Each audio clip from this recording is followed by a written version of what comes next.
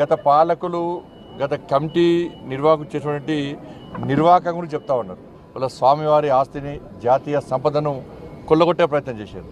వాళ్ళ ఎర్రచందనం వీళ్ళంతా వీరప్పన్ వారసులు. అంతా కూడా వీరప్పన్ వారసుల చేతిలో మొన్నటి వరకు కూడా టీటీడీ ఉండే.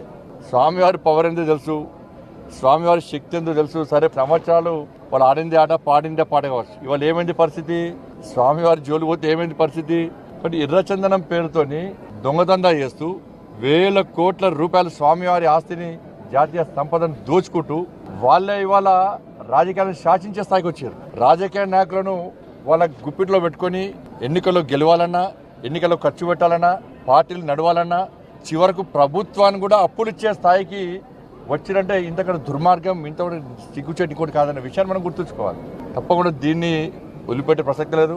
గతంలో విషయంలో చంద్రబాబు నాయుడు గారు మాట్లాడారు, పవన్ కళ్యాణ్ గారు మాట్లాడారు, మా భానుప్రకాష్ గారు వీళ్ళందరూ కూడా ఈ విషయంలో చాలా సందర్భాల్లో ఫైట్ చేశారు. కానీ వాళ్ళ ఆలోచన ఏంది? కాబట్టి దాన్ని వదిలిపెట్టే ప్రసక్తి లేదు. పూర్తిగా ఈ విషయాన్ని మా కేంద్ర హోంశాఖ మంత్రులు అమిత్ షా గారు తీసుకొస్తాం. తప్పకుండా దీన్ని నివేదికలు తెప్పించుకుంటాం. ఎర్రచందనం స్మగ్లింగ్ పేరుతోని స్వామివారి సంపదను, జాతీయ సంపదను ఎవరైతే దోచుకున్నారో, అక్రమ దందా చేశారో ఆ మూర్ఖులను వదిలిపెట్టే ప్రసక్తి లేదు. మా మీద ఏ రాజకీయ ఒత్తిడి ఉండదు. రాజకీయ ఒత్తిడిలకు భయపడేటువంటి వ్యక్తులం కాదు. మేము ప్రజా సంపదను, శ్రీవారి సంపదను, జాతీయ సంపదను కాపాడే వ్యక్తులం. ఇన్ని రోజులు మీరు ఆడింది ఆడపాడు. ఇక్కడి నుంచి జరిగే ప్రసక్తి లేదు, వాళ్ళని వదిలిపెట్టే ప్రసక్తి లేదు.